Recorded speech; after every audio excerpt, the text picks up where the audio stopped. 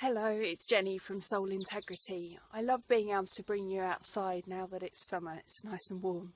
So this week we're talking about the fight and flight response in relationship to the rest and digest response. So we all have a flight and fight response. That's a survival reflex. So the part of our nervous system, our sympathetic nervous system, that automatically switches our responses into reacting to an immediate threat.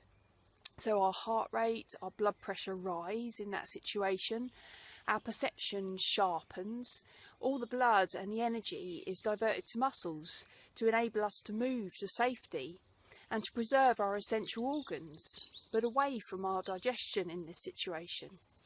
So this response triggers cortisol, the stress response hormone, to carry us through the next few minutes of a potential demand on us in a dangerous situation. So think of the tiger chasing you up the tree.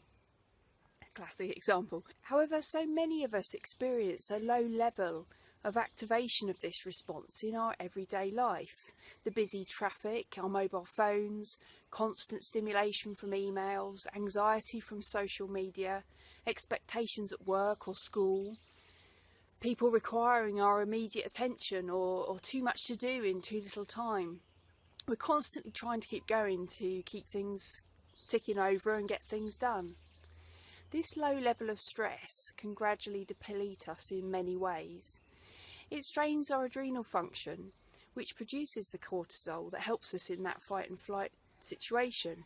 But this depletion can lead us to crave stimulants like cigarettes or coffee or sugary foods to keep the level of alertness we need to keep living with this low level of continual stress, a real cycle.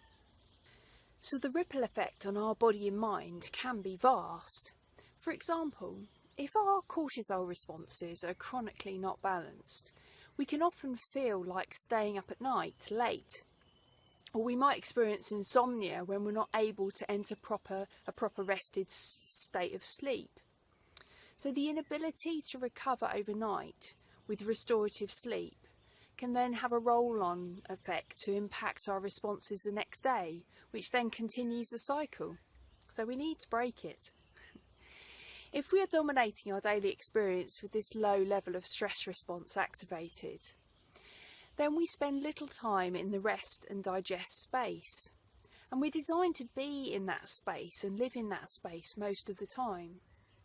The parasympathetic side of our nervous system that assists us to rest and repair at night, to digest and assimilate our nutrition, so we can have the building blocks to do this repair. This calmer state allows for the release of toxicity through the adequate hydration and the relaxation of the bowel, liver and kidney function, so that everything just smoothly repairs and flows. If we're not relaxed when we eat, then the digestive juices are not available for us to digest properly. We might then experience digestive discomfort like bloating, as our food is not broken down properly. We might have heartburn, we might have indigestion.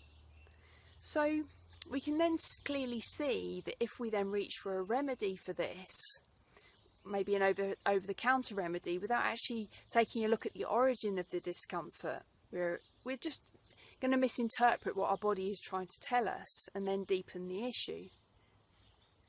So what are some of the ways that we can actually rebalance all of this in today's world? Well, first of all, we need to be aware of the times when we're feeling wired, when we're having to push ourselves, or when we're feeling stressed. This is an important first step, to be aware. Then we need to take a step back and gradually choose different options, to put boundaries in place with people so that we give them time and attention that we can offer, that we can give our best to them, but it's not at the cost of ourselves.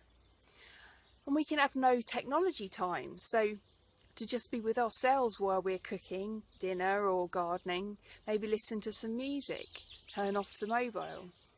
By taking time to truly connect with another person or our pet, we can recover our focus and help enter a state of calmness. So when we're going to eat, we can stop and make sure that we're present in the moment before we actually start to eat. take some long, deep breaths. We can avoid having emotive or work-related discussions over dinner, which can then trigger our stress response back into that world and move our mind away from more consciously eating. And when we're not consciously eating, we have a tendency to eat faster, and we can also become disconnected from noticing the amount of food that we really need, noticing when we're full, which then could roll on to actually becoming uncomfortable.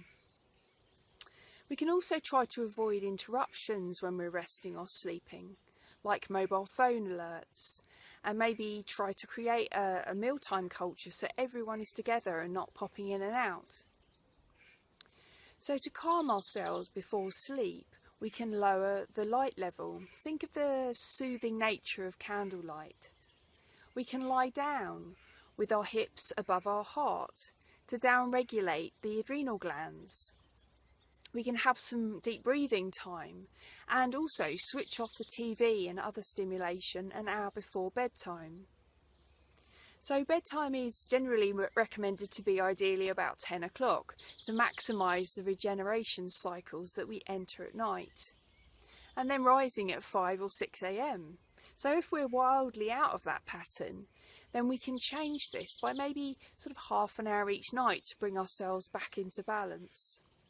So the food we ate, the stress we've experienced and the night's sleep we've had the day before the day we're currently in can make an immense difference to our experience and the choices that we make today. And when we feel more balanced and present to the now and where we are, then we can choose to skillfully manage our stress instead of it managing us.